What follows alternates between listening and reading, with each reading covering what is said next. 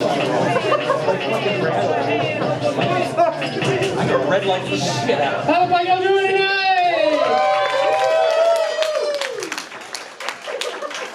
Harry, hit the blackout button again. There we go.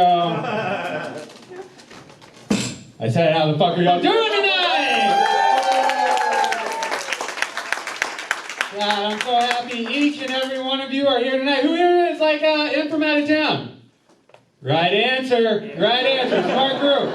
Smart group, yeah. Yeah, a lot of Chicagoans here tonight, so this is fun. I'm gonna fuck with Chicago people. You guys are assholes. All of you. Not like the biggest assholes, but you're definitely like cocky assholes, right? So like literally, I was biking here. I was biking down Milwaukee today. And this chick just like fucking takes her car and just swerves into the bike lane. And I see her. I see what she's doing, guys. I see what she's doing. She's on her phone, which is cool. So I do the Chicago thing. I yell, get off your fucking phone, right? Y'all get off the fucking phone. And this, wait, so cocky, has the audacity to be mid-phone call, roll down her window, and be like, I'm not on my fucking phone. That's a special kind of asshole, man. It's a special kind of fucking asshole up here. Now, I love Chicago. I've been up here 2 years, but tonight we're going to show you some of the best comedians that we have in the South working in this city right now. So give a big round of applause for all these comedians that are going to come up tonight. Before they come up, though, I'm going to talk about the census. Guys, everyone here fill out their census? Yeah, you should have. You fucking should have. I'm actually going to talk about how I've been getting harassed by census workers, right? And not the normal way, because that's their job, is to like harass you, you know? To get you to fill out the census. But I filled out the census. I don't know why anybody wouldn't fill out the census, guys. Like, so did you guys fill out your census? Yeah. Yeah. But I didn't know that there was a second part to the census, guys. The part where they just keep showing up at my front door 2 or 3 times a day. Has anyone else had that? Yeah, no, like they were sending their hitters after me, guys. Like I had to start like taking like back stairwells. I had to take the service elevator. Like they just kept showing up. I have no idea why they kept showing up until they left me a voicemail, guys. They left me a voicemail and said it was quality assurance with the census. And I don't know if you filled out the census or not, but they ask you like 4 questions. It's like your name, your age, your race, and your sex, I think. And I'm a 28-year-old white guy. Like I don't know why I need any more assurance. That's pretty quality, guys. It's great. And so they like keep showing up though, but they finally cornered me one day, guys. They finally cornered me in my apartment. I look through the peephole of my door and I see the census worker, and he's probably 65 years old, weighs like 300 pounds, you know, and he's wearing a black crop top that comes down to his elbow.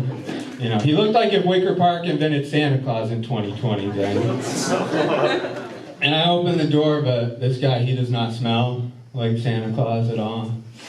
He smells like that crop top might have been a regular t-shirt the last time he had changed. Like, he smelled real bad. He smelled real bad. So I go to shut the door immediately, and he just yells, does MC Leitsy live here? And I say, yes. Wait, what? MC Leitsy? That's my stage name. I was getting harassed by census workers because I gave them a stage name instead of my real name. That's what they meant by quality assurance, guys. That's what they meant by quality assurance. But you know, census workers, they come every decade. What doesn't come every decade comes every year. It's spooky season, guys. Spooky season. It's almost Halloween. Who here is excited for Halloween? Yeah, I'm excited for Halloween. What I think though isn't like, I don't think Halloween's the spookiest part of the season, though, guys. I really don't. I think the spookiest thing that happens is that in the middle of the night, in a coordinated effort, in empty storefronts all across the country, Halloween superstores just show up in the middle of the night, unannounced. And at these stores you can get candy, yard decorations, costumes, but most importantly, guys, you can get masks. All these things you got on your face. More elaborate, of course, but you can get these masks, right?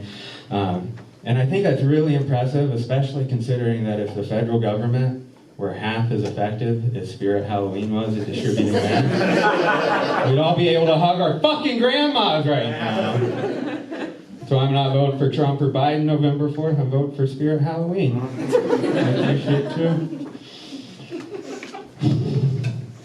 God, yeah. Pre-pandemic, guys, I was reading a lot more than I am now.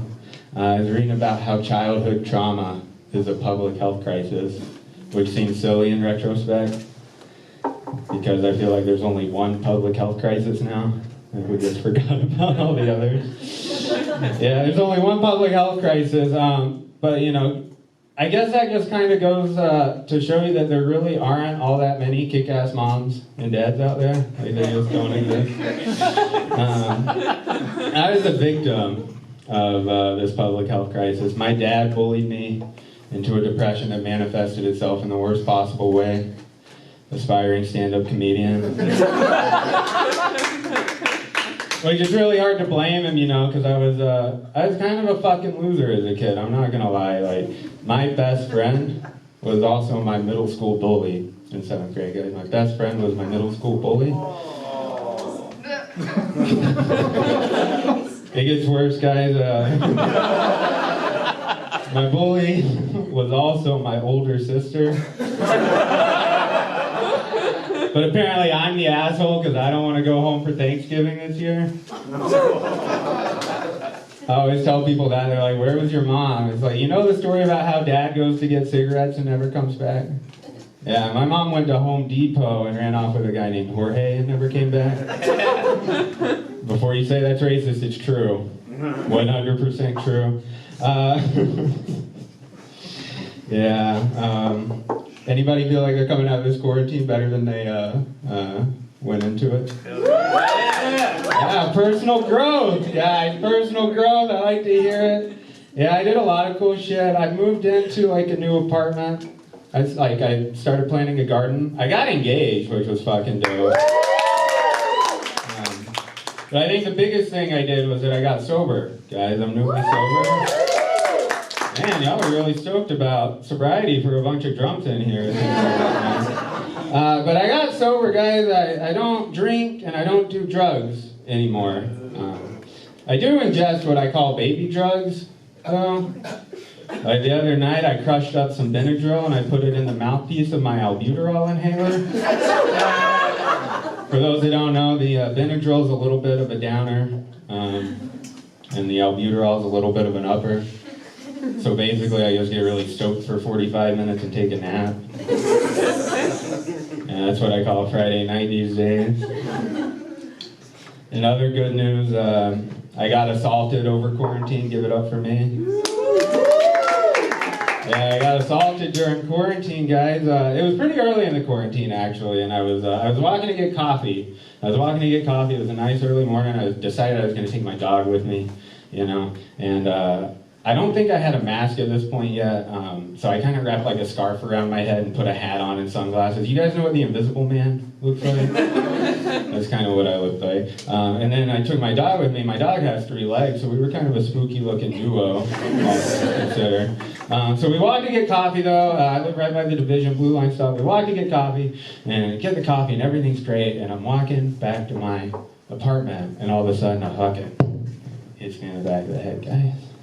And it doesn't hurt. I think I've just been shot. My adrenaline's kicked in. That's why it doesn't hurt. But I turn around, guys, and I see breadcrumbs everywhere. Someone had thrown a loaf of bread at me. Yeah, someone threw a loaf of bread at me. It was an obviously homeless man, like, sprinting away. And, it was fine. Like, it was kind of funny. Like, all things considered, not that bad of an interaction with a homeless person. Like, anytime I interact with a homeless person and I don't get piss on me, I consider that a victory. That might also just be PTSD from living in Philly for quite some time. Yeah, fucking piss den of a city. So I'm walking back to my apartment, though, and kind of laughing to myself, and the next thing you know, I start to hear a little pitter-patter of footsteps coming up behind me, guys. A little pitter-patter of footsteps. I turn around and I see this homeless man. He's running at me. And he's got a new loaf of bread. He's got a new loaf of bread, and at this point I get really scared. I'm not happy anymore, so I start fucking running. I start dragging my dog. I'm like, come on, you crippled little fucker, come on. I gotta get away from this guy. I'm yanking him. I got my $6 latte in my other hand. I look like a real asshole running through Wicker Park this morning. But but this guy's fast, guys. He's fast, and I just turn around and immediately this guy just fucking kamikazes right to the back of my head. This fucking loaf of bread, and it hurts more than the first loaf. This was a loaf of rye bread. Not that pussy-ass French loaf he hit me with the first time. And I go from being scared, I go to being really pissed off, so I just turn around, I start chasing him, I start dragging my three-legged dog again. But he gets away, and at this point, you know, I got a crowd of people surrounding me. Guys, I got a crowd of people surrounding me, and they see what happens, you know, and I'm running pretty hot. And the first question they ask me, you know what they fucking ask me, guys? They ask, is the dog okay? Is the dog okay? Is the fucking dog okay? Yeah, the fucking dog's okay. He thinks we're playing some fucked up game of pastry tag. Yeah, the fucking dog's okay. And then they just left. They didn't even ask about me or my trauma. And the worst part, guys, is that I gotta see this fucking guy. I've probably seen him 20 or 30 times. I'm starting to think he works for the U.S. Census Bureau. Well, that's enough about my quarantine. That's the meeting of the night.